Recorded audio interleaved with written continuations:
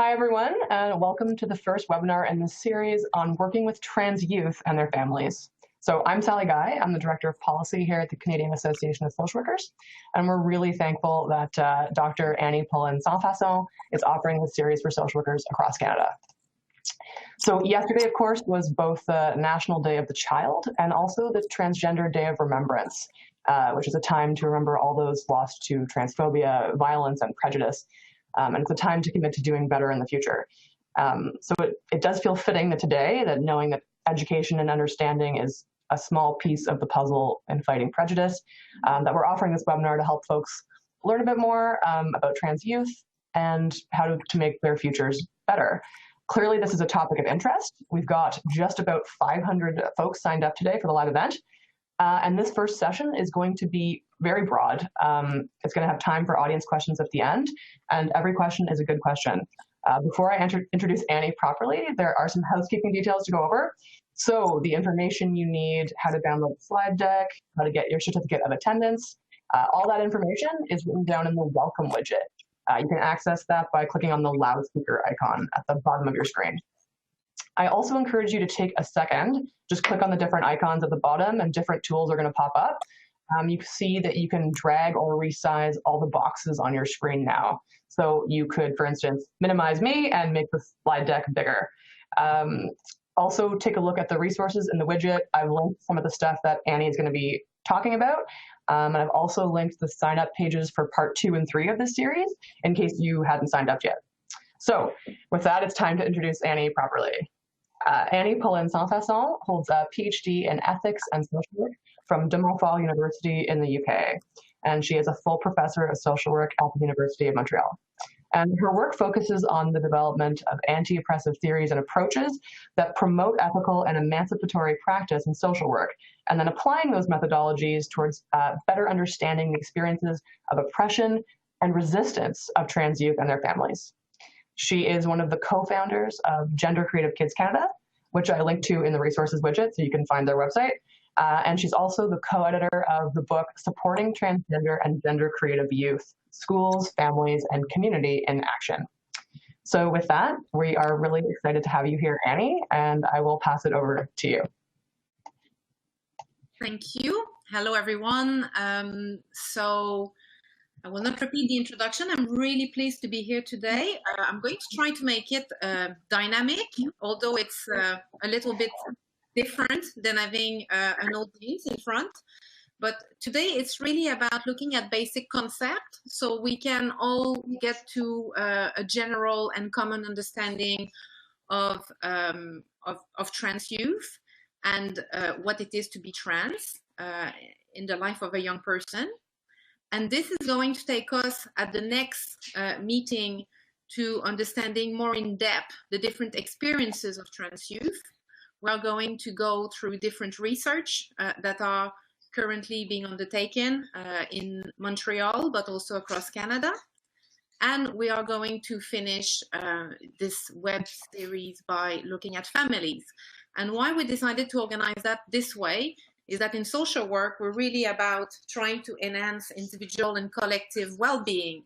And it is, we all know that often individual difficulties are rooted in, broader issues such as family and community. So we felt that it was really important to really explore the experience over and beyond trans youth to be able to make sense and intervene more efficiently. So I am sure everyone has noticed that over the past few years, probably 2012, 13 in Canada, we've started to see a lot of media talking about trans youth, a lot of policy documents. We are seeing more and more scholarly journal about gender diverse and trans children and young people. I think from this document we can understand there's a consensus about the fact that this can be a very vulnerable population and that they've got needs that are often poorly understood, not only by social worker, but by broader kind of professional groups. We also need to make sure we understand that their needs vary greatly. So often we're going to refer to trans youth experience, but we need to take into consideration that depending where the youth is situated, whether their age or whether their class, or whether, their cultural background, their experience will really vary. So we don't want to see it as a monolithic experience. So I'm going to try to bring the emphasis on that as we move. And there is, a real lack of services for those young people, and they continue to face many barriers in accessing them. So I've spoke about the webinar series, so in 3 parts, basic concept today. So if we want to understand, the experience of trans youth, we need to start understanding that sex is not the same than gender identity, and it's not the same than sexual orientation, and it's not the same than gender expression. So the first thing is really to understand what those concepts are and how they interact with one another. So when we talk about sex, normally we're going to talk about a medical legal category. That is, when we have a child at birth, we're going to examine the child and often assign a sex based on, external sexual organ. But what's important to know is that this assigned at birth sex is going to have a really big impact on a legal category that people will carry through different piece of ID, through their birth certificate. So that's why the sex is a medical and legal category. And currently in most provinces, we've got an M and an F, but we'll kind of also have like the X in some provinces. So the sex is really basically made of hormones, gonads, genitals, but also has got a link with the way we're going to live our civil life through ID. When we talk about gender expression, we talk about the way that a person is going to act and communicate gender within a given culture. So everyone here has got a gender expression. Some people might decide to express it more in a feminine way. Some people might decide to express it in a more masculine way, but everyone will have different gender expression, and they might be or may not be consistent with socially prescribed gender roles in society, and they might or might not reflect our own gender identity, i.e. I could feel I identify as a woman, but I could express my gender identity differently, my gender expression differently, sorry. Then we've got the sexual orientation, which is the physical and emotional attraction we might have towards some other people. And then it's something that is totally different from gender identity. And I'm not going to get into the detail, but we've got different sexual orientation. But different people with different gender identity may have different sexual orientation, and it's not at all the same. So when we talk about gender identity, what it is a profound personal experience that person experiences. It can correspond or not to the sex assigned at birth. For example, a person can have a M assigned at birth, but deep inside themselves feel like a woman, feel like a female. So basically, the gender identity is our own personal relationship to oneself. It's only ourselves who can define who we identify. And I've put a citation here from Erenza, who say that our core gender identity lies between our, doesn't lie not between our legs, but between our ears. So it's the messages from our brain, okay? And the gender identity, so it's really the way that we see each other. We see ourselves. It's our own identity. And we could talk about different type of identity. And I'm sure you will all agree that one's identity can only be defined by the person themselves. I cannot define someone else's identity. Only the person can define how they feel about themselves. And when we talk about gender identity, we should be careful to understand that basically gender identity is not necessarily something that is binary. So we often talk about feeling female or male, but there's a wide range of gender identity that can be non-binary. So that means that you could feel both, neither, or you could feel somewhere in between. When we talk about someone who is a trans youth, well, it's a young person that has a gender identity that is different from their sex assigned at birth. So it's not always someone who will feel completely the opposite. It's just someone who will feel that their gender identity is different from what we assign them at birth. So it could be someone who's been assigned male at birth but feel like a female, or vice versa, or all sorts of different gender identity. And as I said, only a person can assert their gender identity. we will see it a bit later, but when we talk about a child, we're going to also often see persistence, insistence, and consistency in their expression of identity. So they will often come back to that, but we'll talk about it a bit later. So here you've got a little gender unicorn that explains a little bit better how gender identity, gender expression, sex assigned at birth, attraction, and emotion can play in everyone. So everyone could be that little gender unicorn. So everyone will have some sort of like physical attraction, which is represented by the little heart. The little rainbow represent the way you feel within yourself.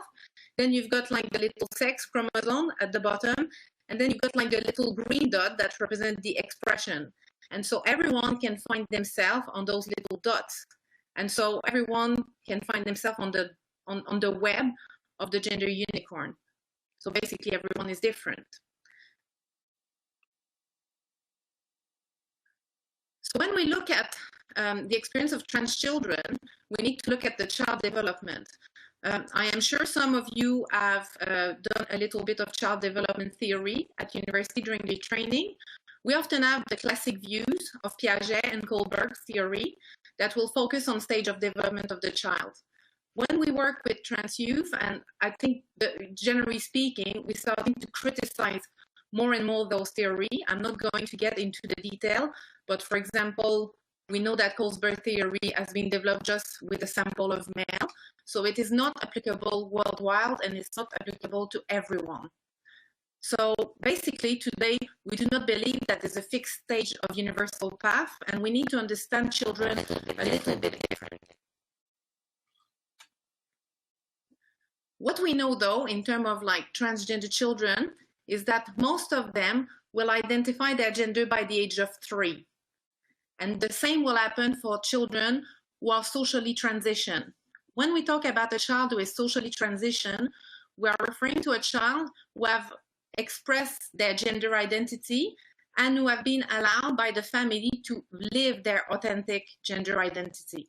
So that is a child that perhaps could be assigned female at birth, but is allowed to express, live their identity as a male, for example, which is a very binary example, but just to give you an example. So you can see here that the gender identity can be affirmed very early. I mean, Diana Renzoff even talked about the age of 2. What we know also is that nearly 30% of trans youth knew about their gender identity before the age of 8. So often people are asking, is it too young to know? The answer is no, because people know about their gender identity very young. When it's question of a child that is not trans, so we will talk about a child that is cisgender, those children affirm their identity from the age of 2. I'm sure if yourself think about when did you know you were who you are, you will be able to say that it was very early on. So when we look at the experience of trans youth, we know that most of them knew from very early on. Some of them will know between the age of 8 and 11, and some other a little bit later. It's not because the child realized that they are trans or that they identify otherwise from their gender assigned at birth that they are not trans. As I said, the gender identity is only the person who can define it themselves. You need to understand also that not everyone will be able to express their gender identity to others.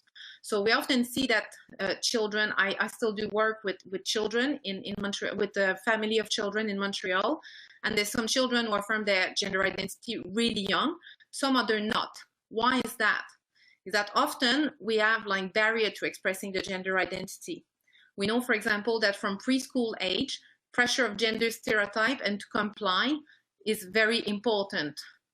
For example, 65.2% of transgender and gender questioning youth in a study did not tell anyone before they answer a survey at around 15 and 16 years old. So basically, a lot of young people may feel that they identify otherwise than their sex assigned at birth, but they will not tell people. There's also a very important fear of rejection or threat of violence. There's some young people who are very, very worried about coming out to their parents, for example. This is something we're going to discuss more in detail next week during the other webinar. But there's some young people who have waited and waited to do a coming out to their parents because they were very worried about the reaction they would have. So it's not because a young person expressed their gender identity later on that it's not something that they always, sometimes they can feel it differently. Right. Prevalence. I've put a little citation from a research with parents here that say that transgender children are like baby pigeons. They exist, but nobody seems to notice them. I don't know if you have ever noticed baby pigeons, someone on the street, but they're very rare. But it's not because we don't see them that they're not there. So basically, there's a lot of transgender children, but we don't just see them. So I think we've got to realize that it's a population that is often invisible. To know how many trans youth or trans children exist, we need to first of all define what it is to be trans. And as I said, it's only the person who can define, who they are. So it's very difficult to have like a statistic. I mean, the statistic could be much higher. There's people who would not want to say it in a survey. So we've got to take those numbers with very much care. But according to some new surveys, we're talking that about 0.7% and 1.3% of children would be trans. So it is quite a lot of young people when we look at like the population in general. And over that, we need to add about 2% to 2.5% of young people who would be questioning their gender or being gender non-conforming. So all in all, it is like just under 5%. It is a very diverse population. I've mentioned it earlier in terms of age, in terms of culture, in terms of gender, gender identity, social, economic, income, parental support. So not every young people experience the same thing. But there is quite a lot of young people, but sometimes we don't see them because they might not come out to us by fear of not being supported, or maybe they will decide that they live stealth. So sometimes it's not because we don't see, a population that they don't exist.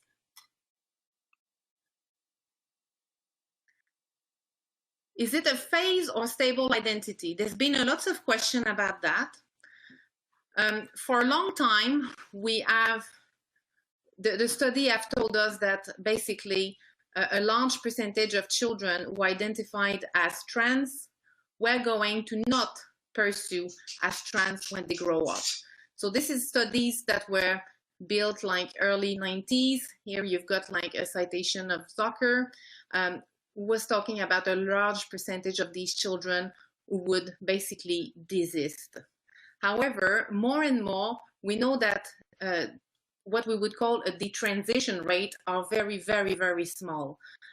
There's been lots of critique of those earlier studies in terms of methodological, interpretative, theoretical, and ethical flaws. We can give you some reference to read yourself if you want about that.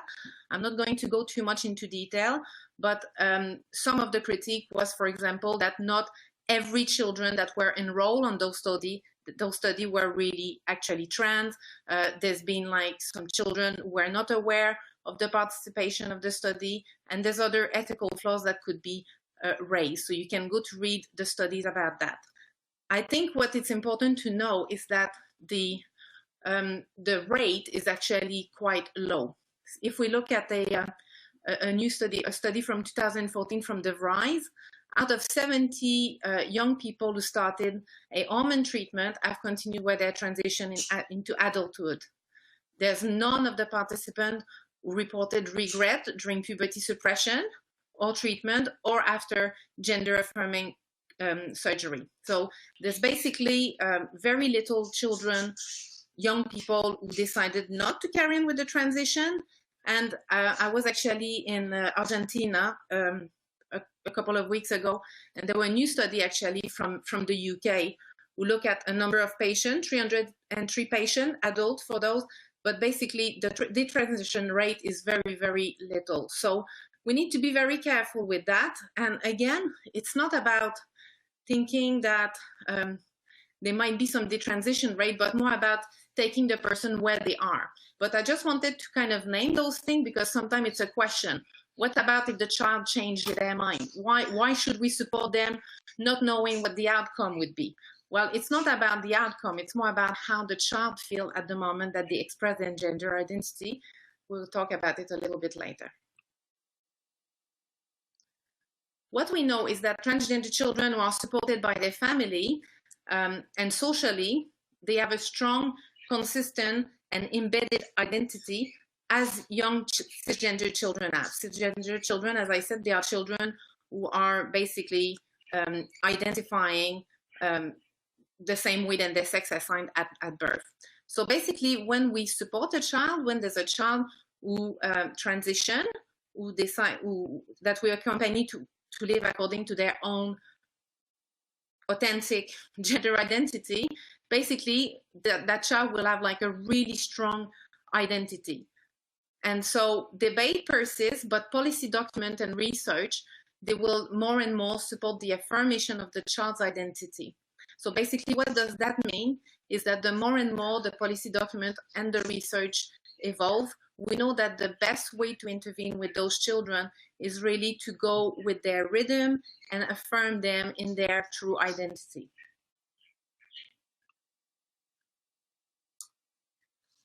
You will probably hear about terms called gender dysphoria. Gender dysphoria is a diagnosis that we have from the DSM-5. So in social work, we might not use that diagnosis because we don't diagnose people, but it's still important to know, and it can describe the distress that some people experience because of an incongruence between their sex and their gender identity. So you might experience dysphoria because you feel distressed because the way you feel does not fit with the way that you look. So that would be gender dysphoria, and it's often an experience that will be created by this feeling of incongruence. But I think it's important to also more and more to talk about social dysphoria, which is a distress caused by people or institution not recognizing us as a person or not recognizing our gender identity. So I'll give you an example. You know, if you go to a social services or a health service place, and you say, hi, if I'm presenting myself as, you know, hi, I'm Mrs. Da, da, da, and someone say, no, you're Mr., that would create social dysphoria. So basically, social dysphoria is the distress caused by people not recognizing who you are, and it's very, very violent as an experience, and it's very alienating as experience. In kids, we'll often notice the persistence, the insistence, and the consistency in the articulation of their gender identity. So, and basically not all children will experience the gender dysphoria. So there's children who will be, you know, supported in who they are, and they will grow up and they will feel totally comfortable with their body. So it's important to understand that not all trans children and young people will say, I feel really uncomfortable with my body. So it's really an interaction between the child's person and what's going on around them. And often to alleviate dysphoria, some people might have access to different forms of transition. So these different forms of transition, they are to help the person to align better their authentic gender self to the way they feel. So there's different type of gender transition. So we can talk about, first of all, well, I'll start by the social transition, because the younger children often will go through that first. And social transition is about just starting to live as their true gender self. So often the child might start changing the way they look. They might dress in the clothes that's the most comfortable for them. They might change their hair. If they are a bit younger, they might use makeup or decide to kind of, you know, present themselves otherwise. And they might also change their pronoun, and they might change their name as well in every sphere of their life. So basically that's a social transition. Some people will decide to go towards a legal transition. So that means that they will ask the Office for Civil Status here in Quebec. It's this place where you keep the birth certificate, basically to have a gender change on the birth certificate, and that would have like an impact, a really important impact on all the other piece of ID. So basically a legal change would be to change your sex marker from M to F, F to M. Unfortunately, we can't, there's no place for non-binary identities at the moment, except, if I'm not mistaken, in British Columbia, where we can have X, but most places still it's going to be just like the change between M and F or F and M. So that would be the legal transition. And then some people will go through medical transition, and we need to remember that not all those type of transition are you don't need to do any of these medical or social or legal transition to be trans. Again, as I said, it's only the person who can decide how they feel and what's the best for them. But some people will decide to have access to medical transition, and that would involve in adolescence, perhaps, delaying puberty with blockers, for example, or using hormones to get more feminine or masculine characteristic, and it could go up to surgery. But again, it is not necessarily to have a surgery to transition. So these are the different type of transition that a person could have, and they are very important because they can improve the gender or the social dysphoria. So being trans is not at all a problem. The expression of gender characteristics, including identities, are not stereotypically associated with one sex sign at birth, as it's common and it's culturally diverse human phenomenon that should not be judged as inherently pathological or negative. So this is from the World Professional Association of Transgender Health, that is made of the membership of this association. It's made of trans people, but also researchers and clinicians who are specialized in the field of trans health. And basically, they state basically that it's really not a problem, but it's really what's happening around the person that's going to cause all that distress. So trans and gender variant identities are not a medical or psychological. Diversity of gender is not the result of a disease nor of a parental style. So this is from the Canadian Pediatric Society, 2018. So basically, since a long way, there's always been children and young people who are of diverse gender. And I think what caused the problem is really the way we see gender in our society. And, we force people to adopt like a very binary way of experiencing their gender and living it. But in many culture, for example, in many indigenous culture, the bispiritual people were not only existing, but also celebrated and put in different roles that were really important in society. So I think, in contemporary Western society, we tend to maybe talk less about trans people, but it's always being trans people are always being there. So beyond social dysphoria, we can find that non-acceptance and transphobia in society is generally what causes a lot of problem to trans people. And so we know that generalized absence of social acceptability of trans youth and transgender identity more generally cause the problem. It's the experience of stigma and transphobia that will cause a psychological distress and low self-esteem.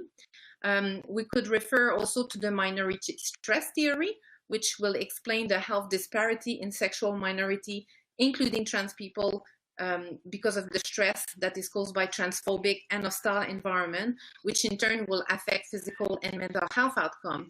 If you live in a place where you're not accepted, obviously it's going to have an impact on your well-being and on your level of stress. So there's a real strong impact of the social on the individual.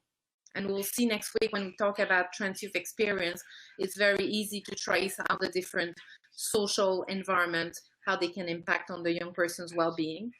We'll talk, for example, of the young people when they're not supported by their families, how it has a negative impact on their health.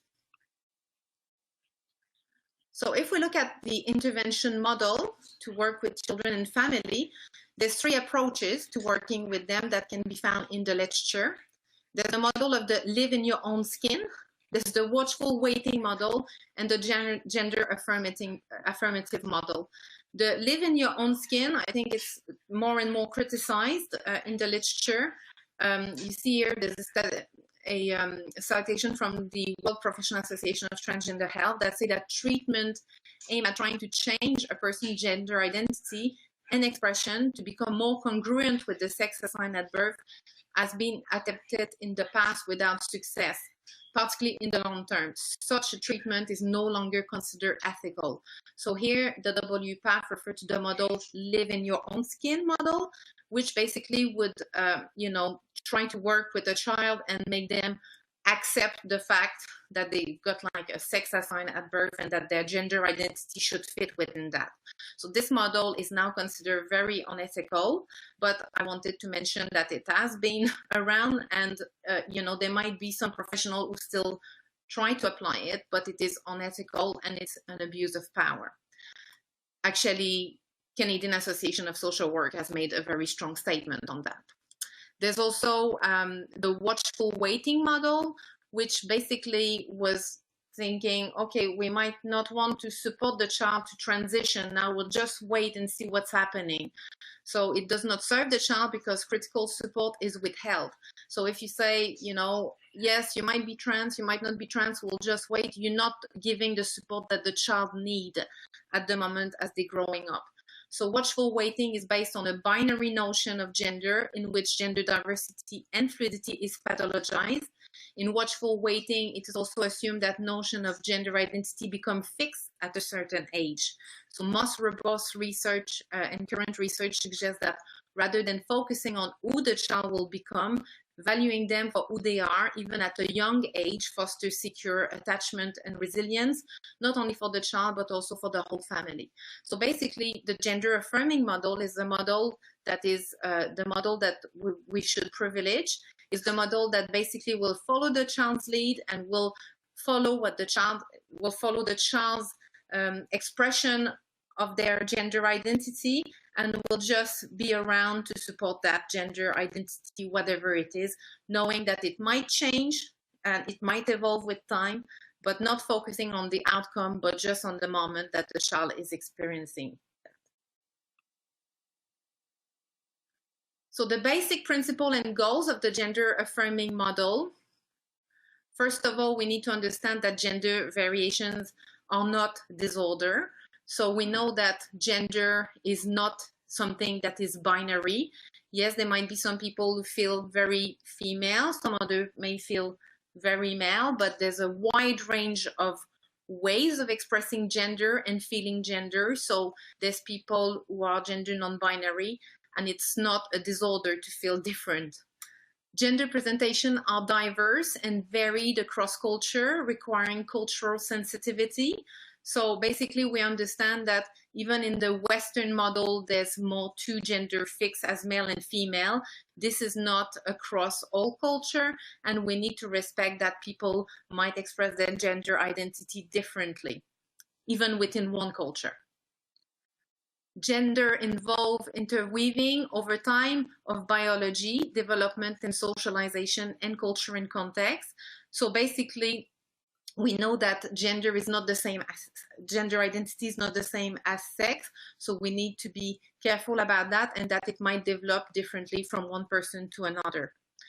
We also know that gender may be fluid and it's not always binary. It can be fluid across like a lifespan as well. It's not because at 8 years old the child affirms a certain gender that that person will affirm the same gender later on. So it might be fluid, it might evolve. If present, individual psychological and psychiatric problems are more often than not secondary to negative interpersonal and cultural reaction to a child. So as we said, often when a child is experiencing some difficulty, it's not because of their trans identity, but because of the way that people interact around that child, and because that identity might be pathologized, and because the child might experience stigma, discrimination, and violence for being who they are. And gender pathology lies more in culture than in the child. What makes a child not being accepted for who they are when they start expressing their gender differently from their sex assigned at birth? It's because society say that there's just two gender. So basically, it's really the cultural pressure that will affect and make people think that it's a pathology more than the child itself. So it is not a pathology. It's really something that is built culturally.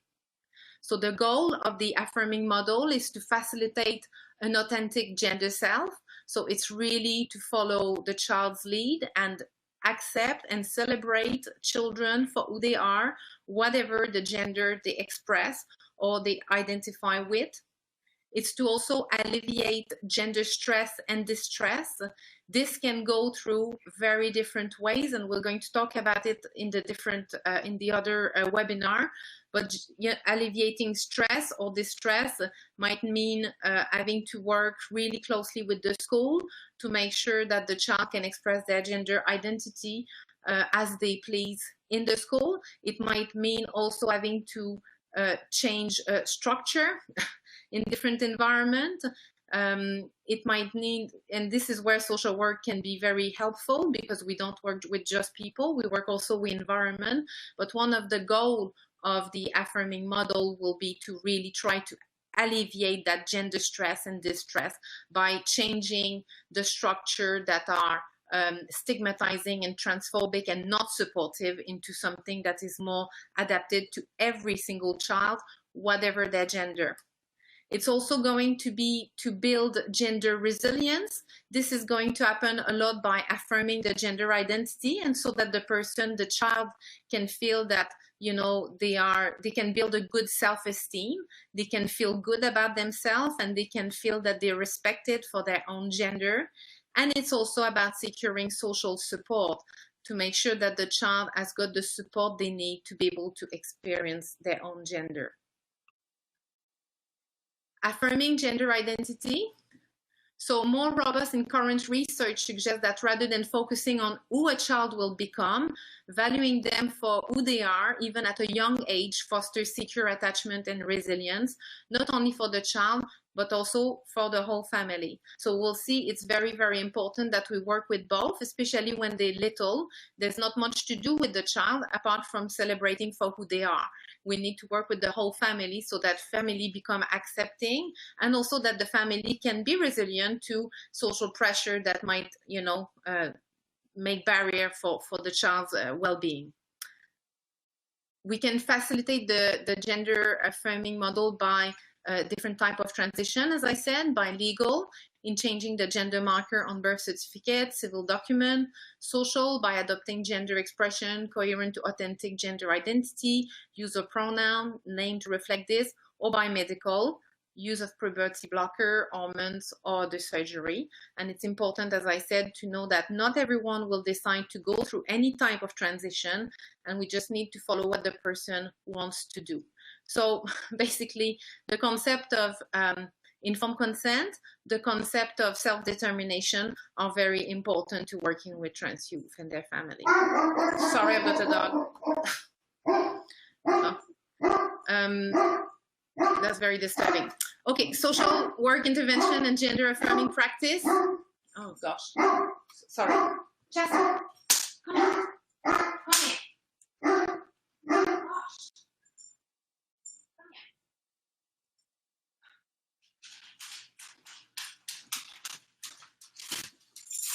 I'm very sorry about that. So social work intervention and gender affirming practice. So we will try to work towards getting intervention among young person, among family, and also we'll try to develop social and structural level intervention. And all of that will be in the aim of facilitating long-term change.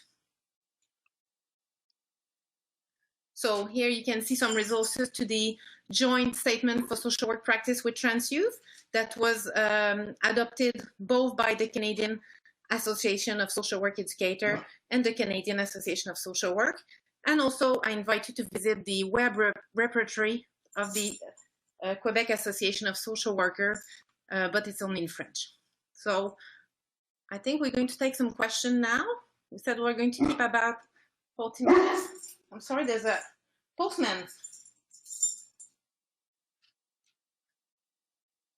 Sally?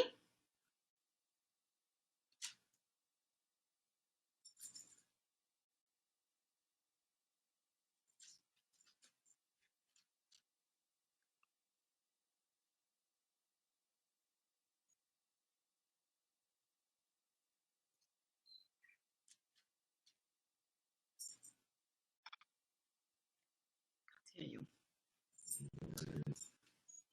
I can't hear you. Sorry, we were muted. Okay, there you go. Thank you, Annie, Sorry about the noise. for the presentation. And I've already got questions coming in, but there's still time to type them in. So if you haven't yet, you still can, and I can add them to the list. So I want to go back to the beginning of the presentation because I've gotten a number of questions about the unicorn graphic that you showed us. People are just asking if you could explain a little bit more about what a non-binary gender looks like, and specifically the question that has come up a lot is, could you explain a bit more about what an other gender is? Yes. So I like that little gender unicorn, because if you look at gender identity, the first category at the top, you see, you can have towards more female women and girl, towards more male man and boys, and towards other. If you want to have good reading about different gender identity, there's the book of from Diane Irenzaf, who explain different ways of expressing gender, but she talk about some people who might feel both male and female, or they might feel neither. And I know that it might be a little bit difficult to grasp when you are a binary person, because you have no reference in your own person to understand that. But we need to understand that gender is very constructed in a binary way in our society. So for many people, there's just two options: either we male or we female. But when we think about that, there's really many different ways of expressing that gender identity. If you are really listening to who you are, maybe someday you're feeling more men, sometimes maybe you feel more women, maybe that doesn't happen to you, but it's not because it doesn't happen to one person that it can't happen to other persons. So basically we need to understand that that concept of like being just female or male is very westernized as concept, and that gender identity, because it's different from the sex assigned at birth, basically there's many other ways of living it. Diane Renzaf, she talks about, for example, gender priors, gender smoothie. Only the person can really define how they feel in terms of their gender identity. I don't know if that answered the question a little bit. No, I think definitely. Yeah, that's really helpful for folks. So Mate from Ontario is asking a question. I've heard parents use the information that gender can be fluid throughout life to support the idea that hormone use or surgery shouldn't be supported. So what's a good response to that? Well, I would say that only the person can define what they need for themselves. It's sure that, there's the question of consent. First of all, surgeries are they're not accessible, before the age of majority.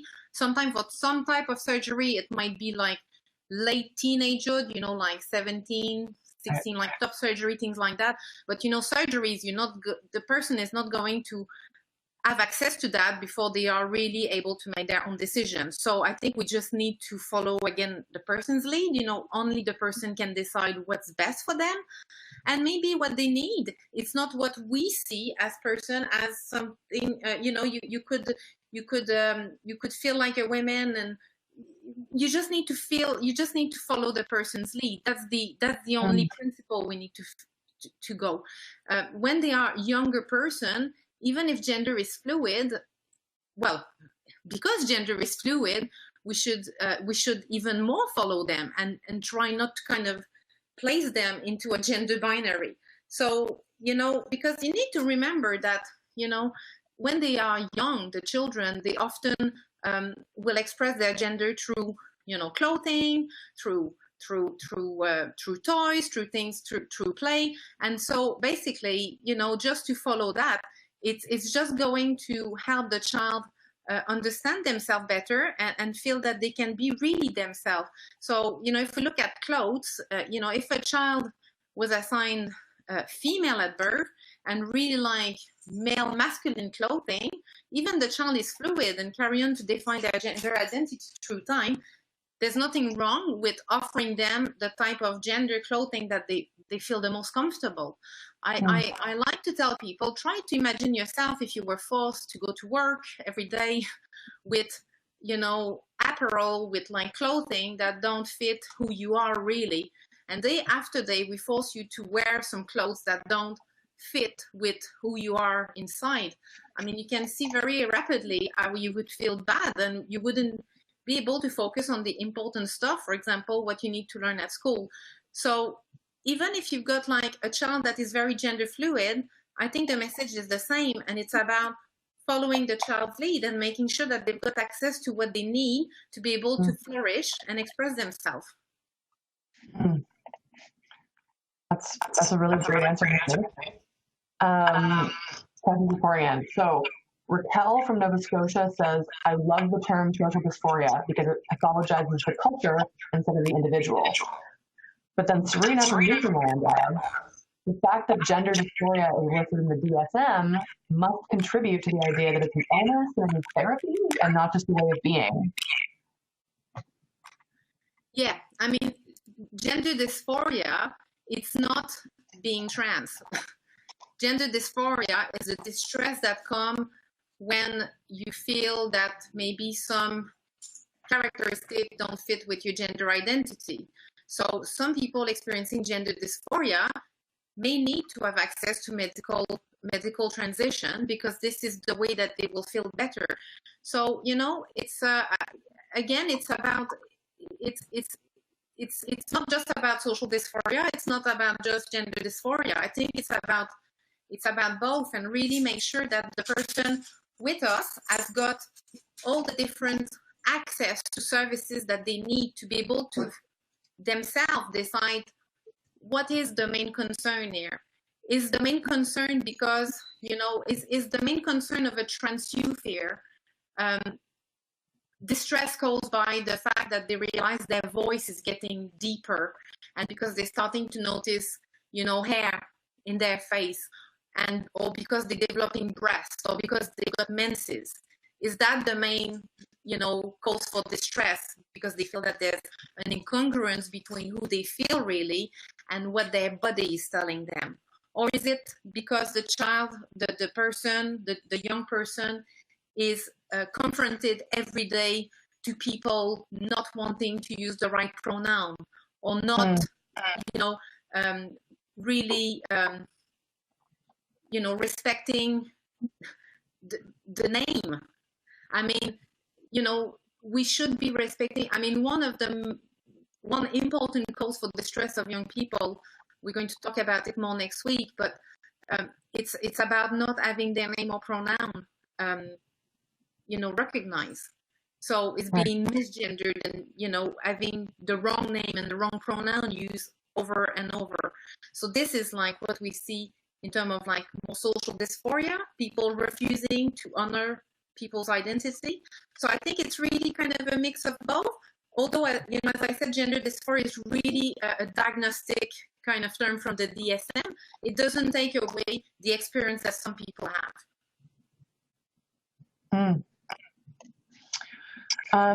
This is a bit more practical. We've got a few people asking if you could explain a bit more those three terms you use: persistence, insistence, and consistence.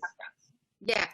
Okay. Again, we don't want to use that as a diagnostic tool. Yeah. So it's not a way to diagnose people, because basically, if you say whatever the child becomes, it will become, they will become, you don't even have to worry about that. But often you will see that some children, you know, people say, oh, is that a phase? You know, is my child just going through a phase? Often what you will see is that some kids will be very persistent in expressing a certain gender, very insistent in the way they're expressing it, and very consistent as well through the time in expressing it. So that's what we say. But it's not, you know, even if you've got a child that is just experiencing with different like gendered toys, or, you know, gendered clothes, it doesn't mean that you should not follow them. So what I'm saying is that we need, I think, to stop focusing on the outcome. You know, there's no one can predict 100% what the person will become. So it's not about focusing on the outcome, but more focusing on what the child needs at the moment, what the child needs at the time we are working with them. Mm. My next one is more practice-oriented. She says, Darla from Alberta says, I'm working with a trans youth who's living in a group home. Everyone's calling the youth by the preferred name and their preferred pronouns, and the mom is trying very hard to come to terms with this, but having difficulty due to grieving her child, and mom is not open to therapy. Do you have suggestions on how to support the mom? Yes. Well, I mean, we have a current study actually on the experience of parents, and so this is something that we saw that in about a third of the sample, parents experiencing lots of grieving process through their child. Mm-hmm. And I think what seems to help is, I mean, it's always a balance between honoring the identity of the kids and taking the space to grieve and to go through your process. I would say that, you can go through your process, but you should still, even if it's difficult for the mom, you should try to put the best interest of the child and still honor the gender identity of that child. Okay, because in the end, we know that kids who are supported by their parents and that they've got they are respected in their gender identity, I've got a better health outcome. Yeah, so we'll talk about it next week, but this is something we know. At the same time, we know that some parents are struggling, and to help them struggling, sometimes we need time to do that. But we also need a lot of education. We need to be able to give parents a lot of accurate information, and that often will help them to come to terms with the idea that their child is trans, and also give them access to different support, either peer support. There's fantastic group across Canada. There's a Facebook group that is mainly English speaking, but it's called the Canadian Parents of Gender Diverse and Trans Children.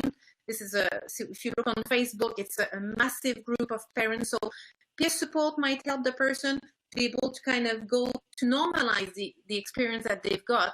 And also sometimes it's to seek professional help. So to have access to, a psychologist or a therapist to help through that grieving process. But I would say, I think it's about educating the parents and say, yes, it's difficult.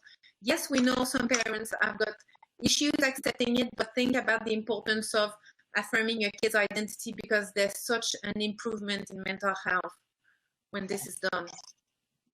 Right. Another kind of a practice-oriented question. Janae from Alberta says, do you have suggestions for fostering acceptance in the classroom of young trans children? And she's thinking ages 4 to 9. Yeah, that's a good question. I think it's about, creating space for every children to exist. It's about creating, it's about trying to develop activities where things are not necessarily gender all the time. I know in class we often I don't know if it's like that across Canada, but I know that we often here in my part of the country separate groups by, okay, guys on one side, girls on the other side, and, with 2 lines, girls doing that activity. So try to kind of think about activities that are more gender neutral, and try to also find books and literature that is, that present different model of gender. There's, again, we could perhaps at the end of that webinar put some resources in terms of books for children that present different genders. There's Sophie Labelle BD with a fantastic kind of resources you can use for children. There's also a tool that's been developed by Gender Creative Kids Canada, which is called SAM. It's a nesting doll that talk about the child transitioning, but not transitioning, but more expressing their gender and the different stages of emotional development. So if you go to gendercreativekids.ca, you can have a look at SAM. There's certainly a film, a little short animation that is really, really nice that you can present to the kids and, open discussion about it and say, what did you see in that film? You know, why is Sam like dressed in pink to start with and then express like a boy later? Is that okay? Can everyone feel like that? Is there anybody who feels differently? And you can express, I think it's about building empathy in the classroom and making sure that children know that everyone is allowed to feel their own gender and feel, you know, differently. Could you just repeat the name of the Facebook group? I've had like 6 people ask me if you could repeat that. The Facebook group is called, I think, Canadian Parents of Trans and Gender Diverse Children. But I will check and I will give you the exact name. They've got like a front page, and it's it is a private secret group. So you will find people who want to find it. It's for parents, eh? So it's not for professionals. But that could be a good resource. And there's like a front page that can kind of screen people, and then you've got like a private page for parents support. Okay, yeah, that's really helpful. I think people are working with families and wanting to help parents and making more resources. Yeah. This one is about what's the different. They ask, I have some anxiety about knowing what to call people, like what their pronouns are. Is there a best practice to ask children these kinds of questions? How can you be respectful, knowing that it's different with young kids? Sorry, can you repeat the question? It was not really clear to me. Yeah, so this person is saying that they have, I'm combining a few questions here, but many people have written in saying that they have a bit of anxiety knowing what to call people and how to ask children what their preferred pronouns are. Is there a best practice to ask kids these kinds of questions, being respectful? Okay, so if I understand well, because there's kind of interference there, but if I understand well, it's like how do we make sure we ask the person's pronoun? Yeah. Yep. Yeah. Well, this is something I think we should all get into using that, because we always assume, and we shouldn't assume. You know, I mean, you can just start a conversation saying, "Hi, I'm Annie. I like to use female gender pronoun. What about you?" And it's just to get used to that. Because it's not something we do often. Sometimes it might be like, oh, is that all right? But I think, you're better to ask than assume.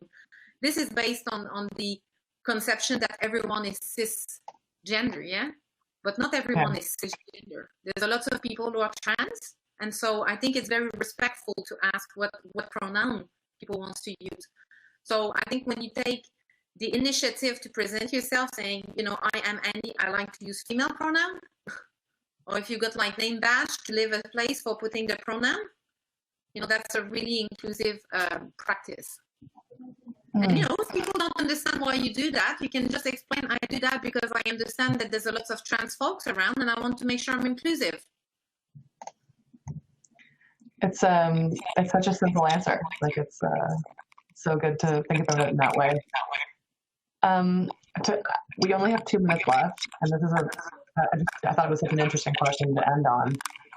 Sarah from Manitoba is asking, would you like to see the world move towards gender-neutral names for kids? Do you think that matters? Is it fine for kids just to choose a different name if they end up feeling different? We're just interested in your perspective. That's a good question. I believe in choices. Yeah, I believe in diversities and in choices. I don't think. Well, there's so many answers to that. I personally don't think that I need to have a sex marker on my IDs to be able to express myself as a female. Yeah.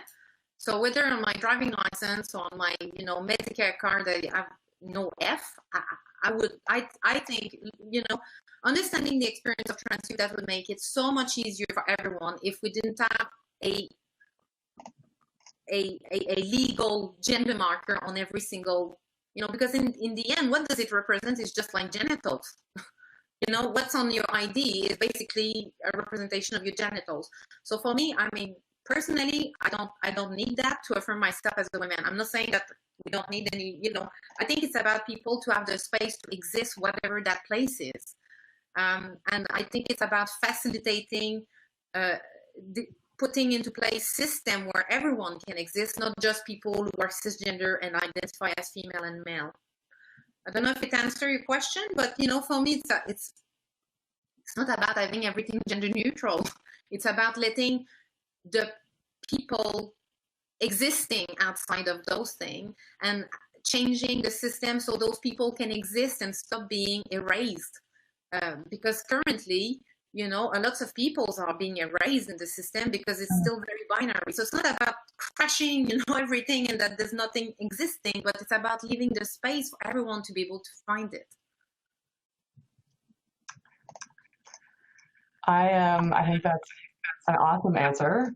And I'm aware that we're already over the hour.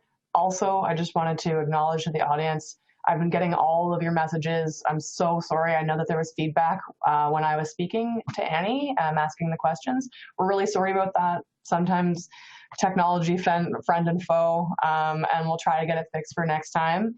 So just so you know, we are aware of it. We are working on it. Just it's hard to fix things on the fly during a live event sometimes. So thank you for bearing with us, and we hope that you still enjoyed it.